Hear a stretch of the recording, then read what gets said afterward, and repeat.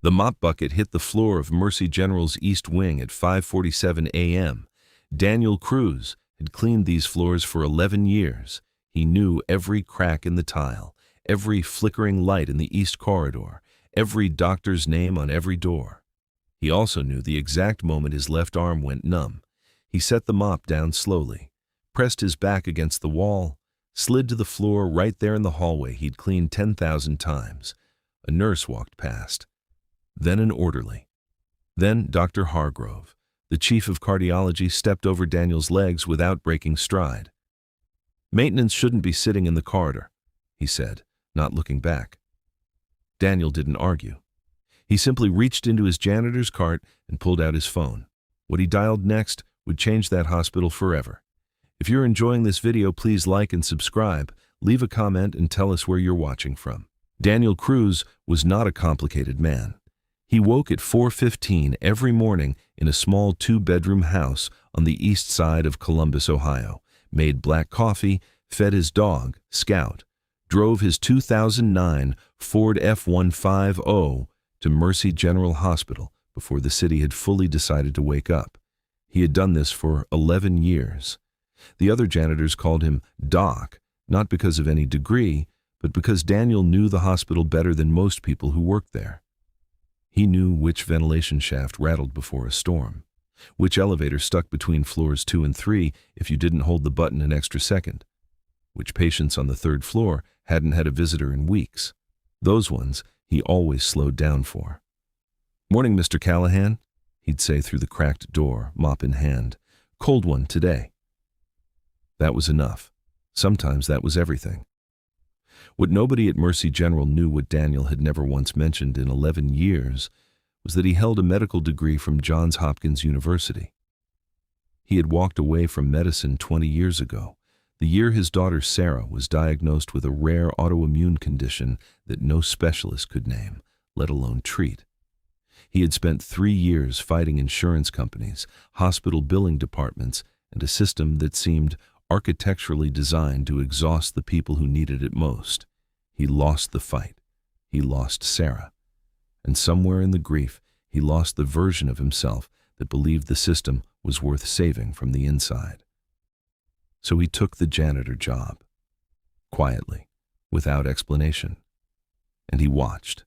He watched Dr. Hargrove dismiss patients in under 4 minutes, watched billing coordinators upsell procedures to elderly men who couldn't read the forms they were signing, watched good nurses burn out and leave while the hospital threw money at a new glass atrium nobody asked for.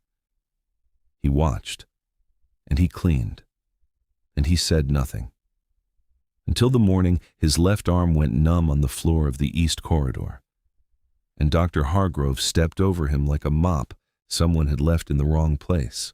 Daniel sat on that cold tile floor for 4 minutes. He counted them.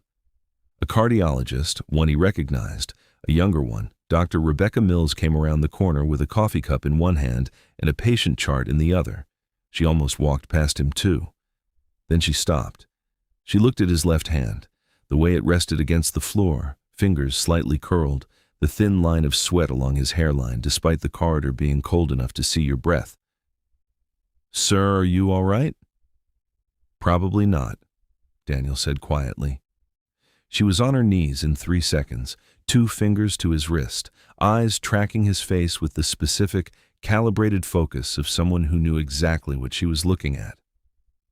"How long has your arm been numb?" "About 9 minutes now." "Any chest pressure?" "Mild, left side." She looked at him, really looked at him for the first time. "You're describing your own symptoms very precisely for a..." She paused. "For a janitor," Daniel finished. No bitterness, just fact. She had the grace to hold his gaze and not look away. She called a code herself, personally.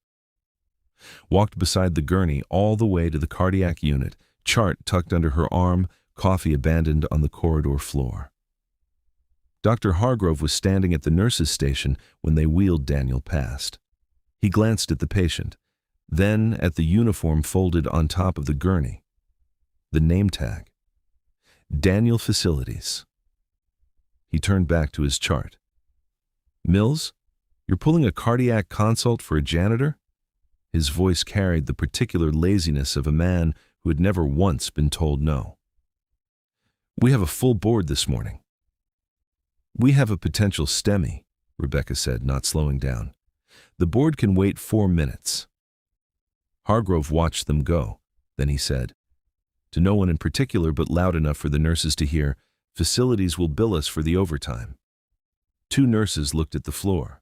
One older woman named Carol, who had worked that ward for 19 years, looked directly at Hargrove, said nothing, then slowly turned and followed the gurney. In the cardiac assessment bay, while Rebecca ran the EKG leads herself, Daniel stared at the ceiling tiles. He had installed 3 of them. Bay 4, after the water leak in 2019. You want to tell me how you know your own symptom profile that well? Rebecca asked, not looking up from the readout. Daniel was quiet for a long moment. I used to work in a place like this, he said. Rebecca looked up. Daniel looked at the ceiling. Long time ago, he said. The EKG confirmed it. STEMI, left anterior descending artery. The kind cardiologists call the widowmaker, not because it's dramatic, but because it simply is. Rebecca ordered the cath lab immediately. That's when the system woke up. A billing coordinator named Marcus appeared at the bay curtain within 6 minutes. Young, lanyard heavy with ID badges, clipboard already open. Sir, before we proceed to intervention, we need to confirm insurance coverage and he's having a heart attack, Rebecca said flatly. Protocol requires pre-authorization for Marcus. Her voice dropped 1 register. Get out of my bay.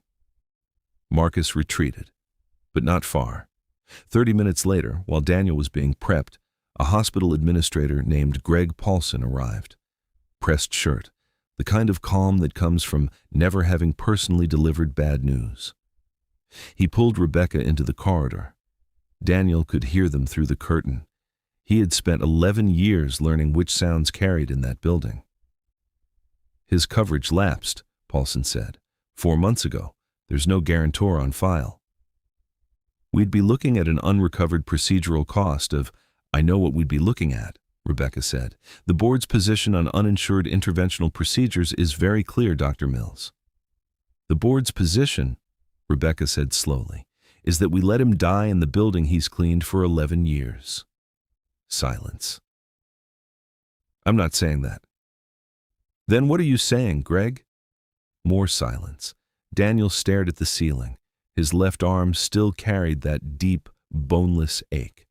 His breathing was measured, careful, the way a man breathes when he is choosing, very deliberately, not to panic. Carol, the older nurse, was at his side. She had not left. She was checking his IV line with the focused tenderness of someone who had done this 10,000 times and had never once stopped meaning it. You're not scared, she said quietly. It wasn't a question. I'm scared, Daniel said. I'm just not surprised. Carol looked at him. My daughter went through something like this, he said. Different words, different city, same clipboard. Carol's hands slowed on the IV line. What happened to her? She asked, softly. Daniel didn't answer right away. The clipboard won, he said. Carol straightened up, set her jaw in the particular way of a woman who has absorbed something painful and immediately converted it to resolve. She walked to the curtain, pulled it open, looked directly at Greg Paulson. I've been a nurse in this hospital for 19 years, she said, and I will personally walk that man's case to the State Medical Board, the Ohio Department of Health, and every journalist who covered our last accreditation review if this procedure does not happen in the next 20 minutes. Paulson stared at her. Hargrove had appeared at the end of the corridor now, arms folded, watching. Carol didn't look at him. She looked at Paulson.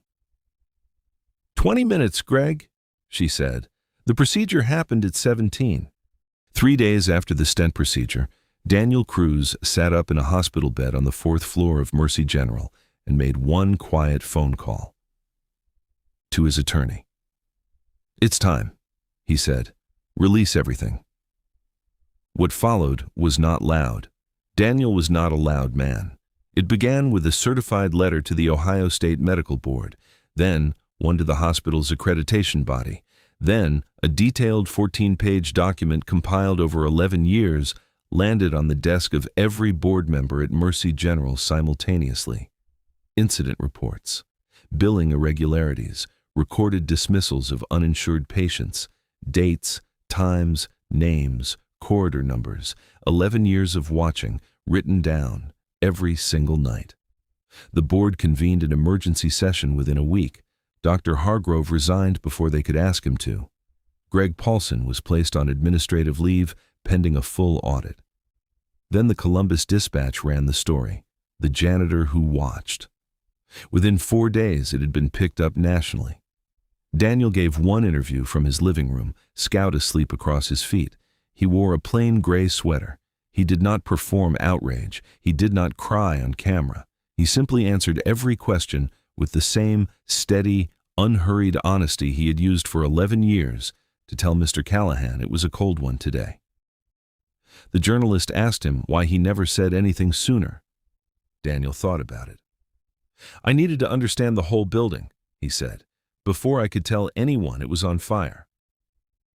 6 months later, Mercy General established the Sarah Cruz Patient Advocacy Program named, at Daniel's only personal request, after his daughter. Rebecca Mills was appointed its first director. Carol received a formal commendation she framed and hung next to her nursing license. Daniel went back to work, not as a janitor.